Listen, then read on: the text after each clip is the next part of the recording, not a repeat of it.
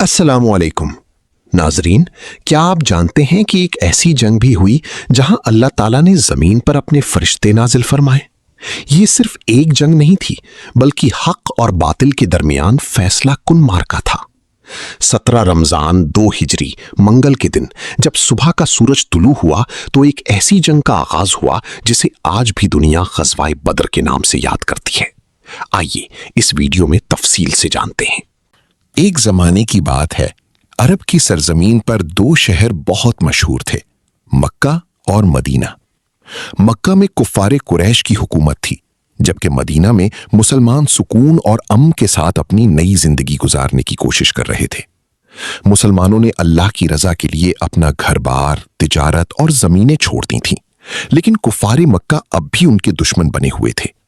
वो हर वक्त मुसलमानों को नुकसान पहुंचाने और इस्लाम को खत्म करने के मंसूबे बनाते रहते थे। मदीना की गलियों में अक्सर लोग हिजरत की तकलीफों को याद करते, कुछ अपने छोड़े हुए घरों को याद करते तो कुछ अपने खानदान वालों को। लेकिन इस सब के बावजूद मुसलमानों के दिल ईमान से भरे हुए थे। वो जानते थे कि अल्लाह उनके साथ है। एक दिन मदीना में खबर फैली कि कुरैशे मक्का का एक बहुत बड़ा तिजारती काफिला शाम से वापस आ रहा है। इस काफिले में बेशुमार मालो दौलत मौजूद थी। मुसलमानों ने सोचा कि ये वही माल है जो कभी उनसे छीना गया था। चुनांचे अल्लाह के रसूल सल्लल्लाहु अलैहि वसल्लम ने अपने सहाबा से मशवरा किया। सब ने मशवरे के बाद काफिले की तरफ जाने का फैसला किया। मुसलमानों की तादाद बहुत कम थी, सिर्फ 313। कुछ के पास तलवारें थीं, कुछ के पास सिर्फ लाठियां। पूरे लश्कर के पास सिर्फ चंद घोड़े और चंद ऊंट थे। कई लोग एक ही ऊंट पर बारी बारी सफर कर रहे थे। गर्मी शदीद थी, रास्ता लंबा था, लेकिन ईमान मजबूत था।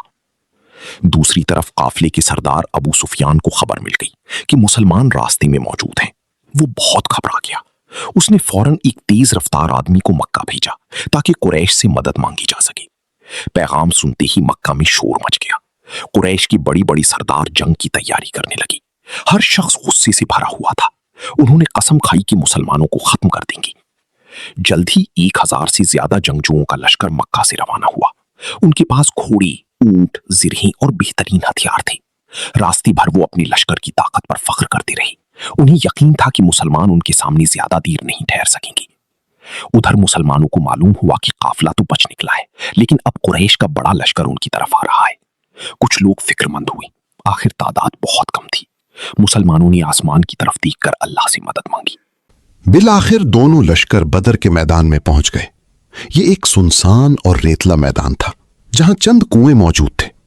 मुसलमान पहले पहुंच गए और उन्होंने पानी के करीब अपनी जगह बना ली। रात हुई तो कई मुसलमान दुआ और इबादत में मशगूल रहे।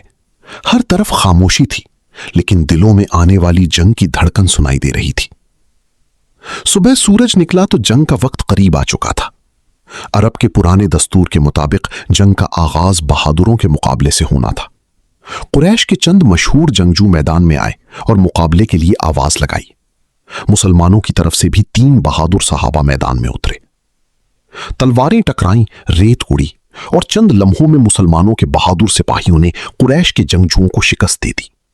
ये मंजर देखकर मुसलमानों के हौसले बुलंद हो गए। इसके बाद पूरी जंग शुरू हो गई। हर तरफ गर्दो गुबार छा गया। तलवारों की आवाजें गूंजने लगी। मुसलमान अल्लाहु अकबर के नारे लगाते हुए आगे बढ़े। उनके चेहरों पर खौफ कम और ईमान ज्यादा था। रिवायतों में आता है कि इस मौके पर अल्लाह ताला ने फरिश्तों के जरिए मुसलमानों की मदद फरमाई। कुछ लोगों ने सफेद लिबास वाले घुड़सवार देखने का जिक्र किया। मुसलमानों के दिल मजबूत होते गए, जबकि कुफार के दिलों में खौफ बढ़ने लगा। जंग के दौरान कुरैश की कई बड़ी सरदार मारी गई, जिनमें अबू जहल भी शामिल था। वो शख्स जो मुसलमानों को सबसे ज्यादा तकलीफ देता था, आखिरकार शिकस्त खा गया। कुछ ही देर में जंग का नक्शा मुकम्मल तौर पर बदल गया। ताकतवर समझी जाने वाली कुरैश भागने लगी। मुसलमानों को अजीम फतह हासिल हुई। 70 दुश्मन मारी गई और 70 कैदी बनाई गई। मुसलमानों के सिर्फ 14 सहाबा शहीद हुए। जंग खत्म होने के बाद मैदान में खामोशी छा गई। मुसलमान अल्लाह का शुक्र अदा कर रहे थे। उनकी आंखों में खुशी भी थी और अपने शहीद साथियों का गम भी। जब मुसलमान फतह के साथ वापस मदीना पहुंचे तो पूरा शहर खुशी से भर गया। बच्चों, औरतों और बुजुर्गों ने उनका इस्तकबाल किया। हर तरफ अल्लाह का शुक्र अदा किया जा रहा था। ये जंग सिर्फ एक मार्का नहीं थी, बल्कि ईमान, सब्र और अल्लाह पर भरोसे की एक अजीम मिसाल थी। उस दिन दुनिया ने देख लिया कि कामयाबी सिर्फ बड़ी फौज या ताकत से नहीं मिलती, बल्कि सच्चे ईमान और हौसले से भी हासिल की जा सकती है।